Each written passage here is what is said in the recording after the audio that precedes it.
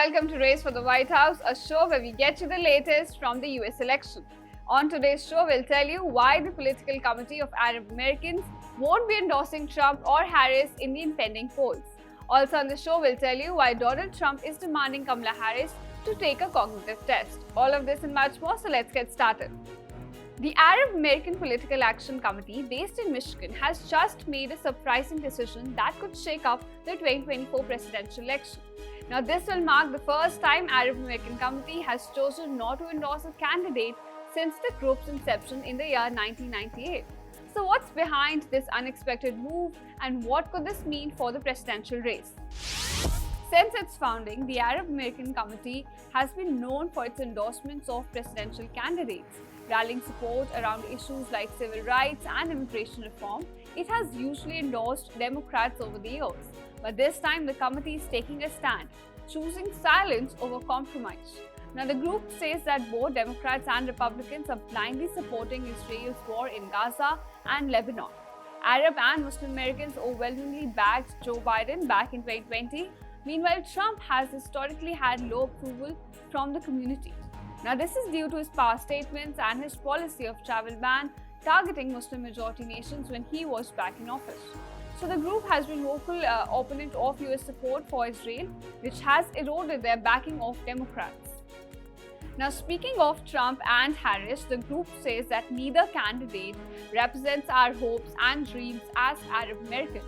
The group further says that both Harris and Trump have endorsed genocide in Gaza and war in Lebanon.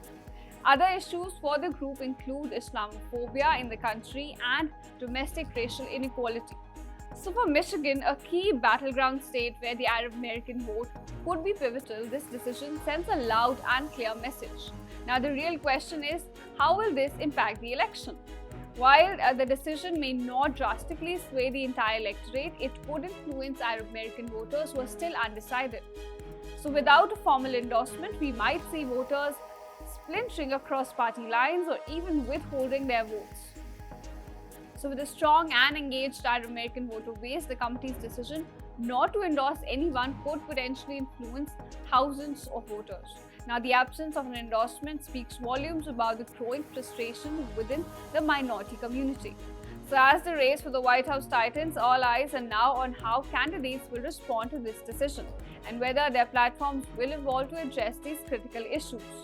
So for more on this, we're now being joined by White House Correspondent Rohit Sharma from Washington, DC. Thank you, Rohit, for joining us. All right, so my first question to you is, what are the latest details on the group not endorsing Kamala Harris and Donald Trump? The fact of the matter is that, she desperately needs all the support that she could get, especially, when it comes to states like Michigan, where this organization is based off. And I think it is very shocking to some. Look, Vice President Kamala Harris is running in a very, very tight race with President Trump, and the organization, the Arab organization that we're talking about in this case, the Arab American PAC, them withholding support means a lot. It tells you a lot about the sentiment among Muslim Americans across the nation. It not only, helps Donald Trump. I think what it does is it sends a strong message to all Muslim Americans living across America, that organizations that have historically supported Democratic candidates are withholding their support because they're disappointed in how things have been handled, especially when it comes to the war in the Middle East. So very disappointing if somebody was in Kamala Harris's campaign looking at this right now. I know the campaign will probably come out and downplay some of it, but look, this race is far from over. It's going to go down to the wire. And a crucial voting bloc, especially when it comes to Michigan, is the Muslim American voters. And as we're finding out in this election cycle, that the Democrats absolutely need their support and vote to be able to win this election. And it looks like Vice President Kamala Harris is in trouble right now. All right. So what are the other minority communities who have been holding back their support from both the candidates? Well, look, her advantage, even, with Latino voters has gone down. She's not polling as great as President Joe Biden was in 2020 with some Latino voters. So she is definitely losing ground with some of the key coalition that we keep talking about on race for the White House, about the coalition that she needs to stitch together to get into the White House.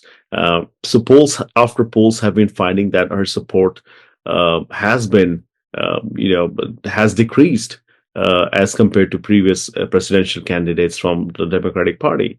But at the same time, I think her campaign is hoping that there will be enough new voter registrations among women and among young voters that could probably offset the changes that we're seeing in some of the key demographics. But bear in mind, she's still leading Donald Trump by a lot when it comes to Latino voters or ethnic voters, or we'll probably call them Muslim voters too. So yes, the support has gone down, but she's still leading, and it's going to be, the election is going to be bill would decided by razor thin margins in some of the key counties and some of the swing states.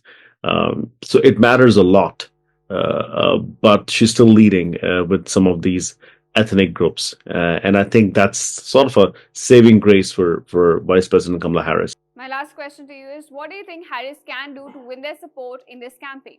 Well, look, there are only 20 some odd days left, for the election. I really do not think that she could, there's a hat trick, that could happen in the sense of, she's going to pull a rabbit out of under her hat and do something that could just sway the voters that have been disappointed with the Biden administration. So I think, and it probably for both, the Latino voters, some are not happy with how Biden administration and Biden Harris administration, so to say, have dealt with border crisis.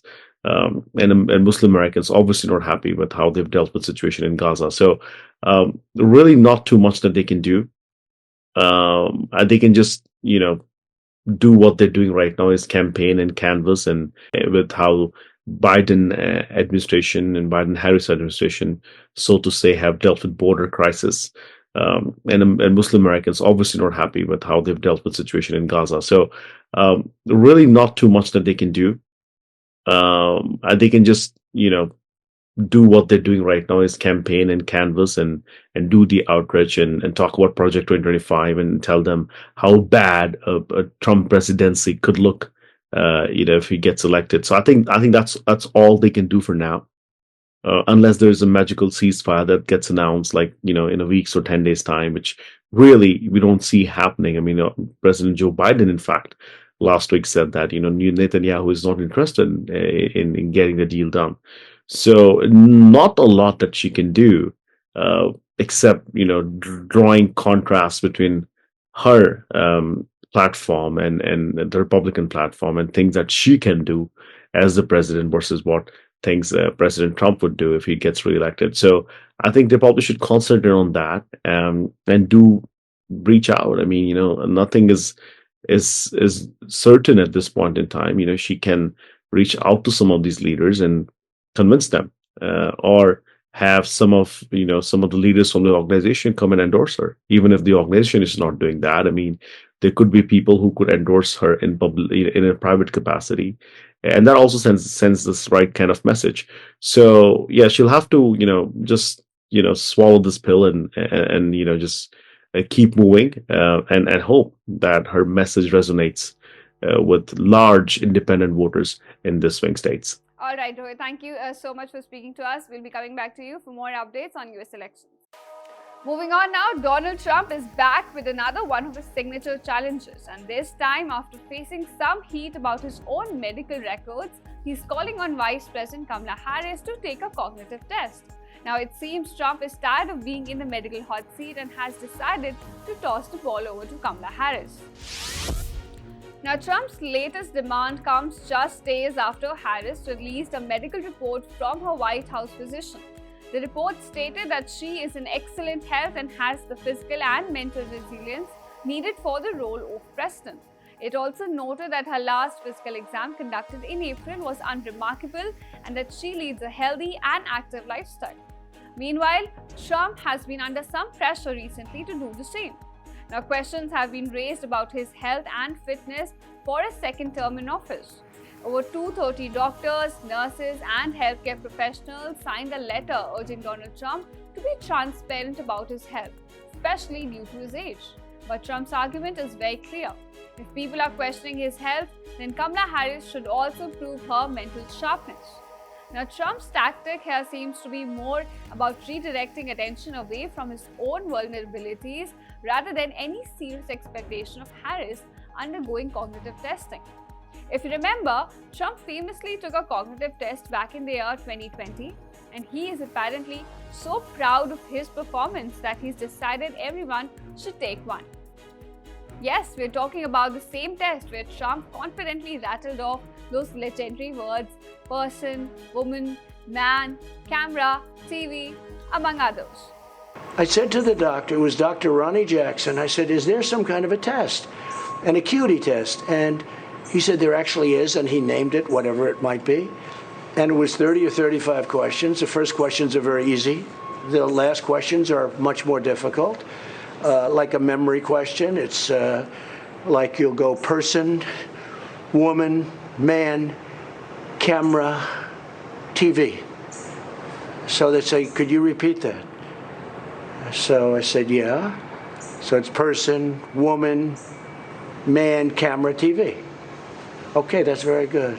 So why does Trump want Harris to take this test? Well, according to him, it's all about proving who's got the mental chops to be in the White House. However, netizens say that this feels a little more like a reality show challenge than a serious political demand. And so far, Harris has not exactly rushed to schedule her appointment with a neurologist. But Trump is sticking to his guns, insisting that cognitive testing is the gold standard for presidential qualifications.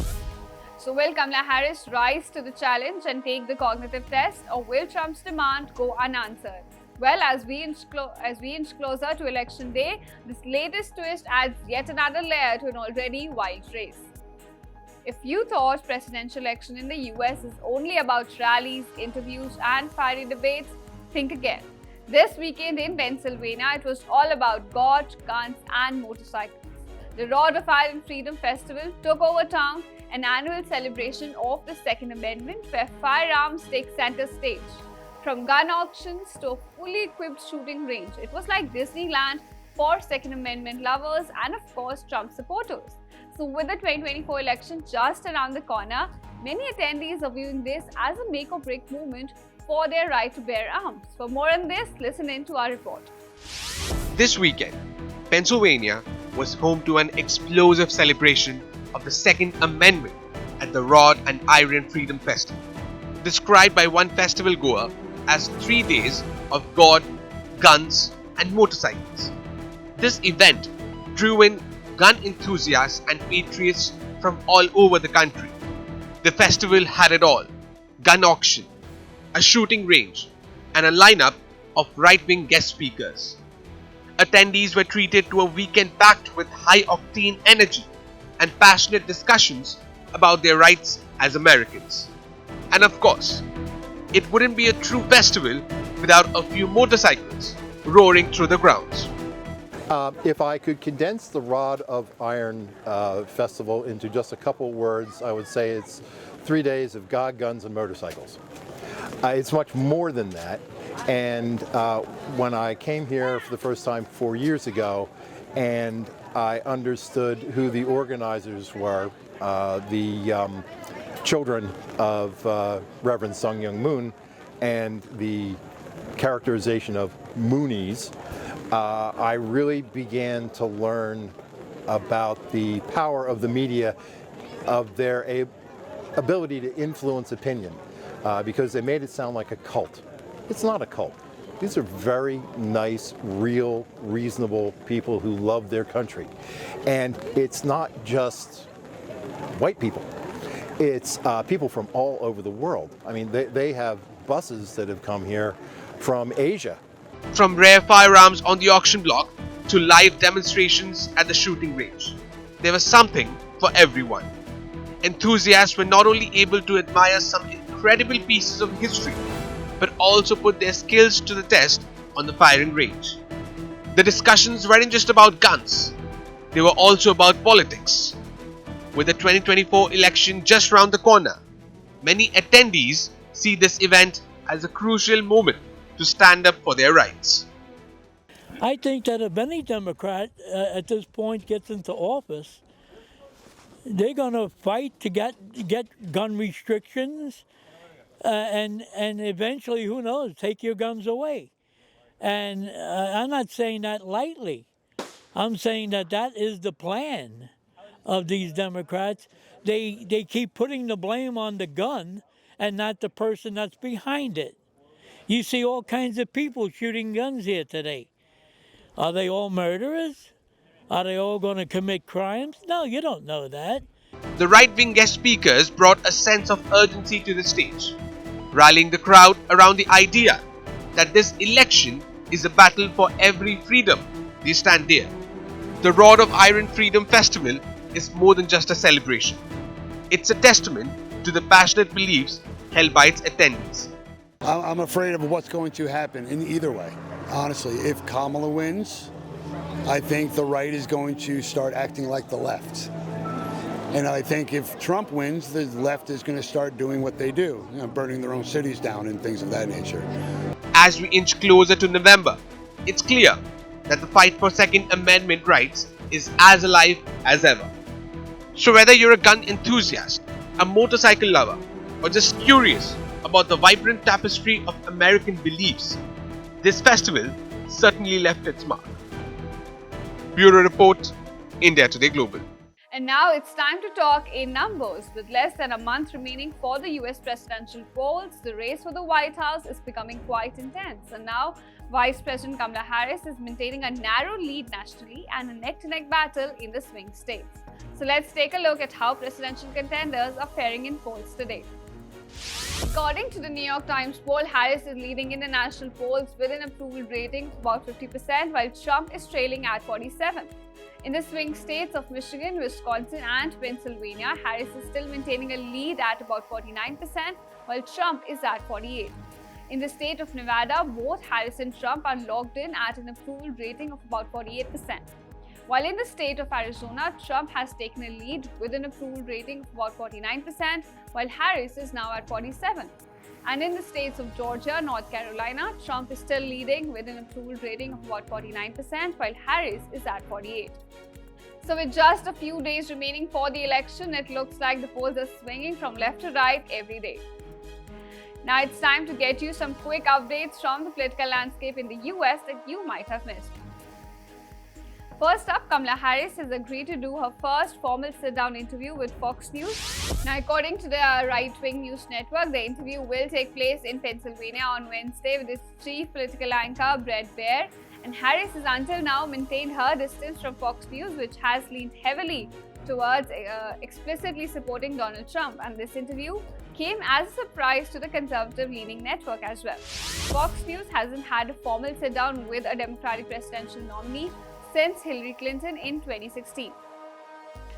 Now, Barack Obama has come under fire from African Americans following his last week's speech on the presidential campaign trail in Pittsburgh. So, Obama addressed black male voters and said that he somehow feels the community is not comfortable with the idea of a woman president.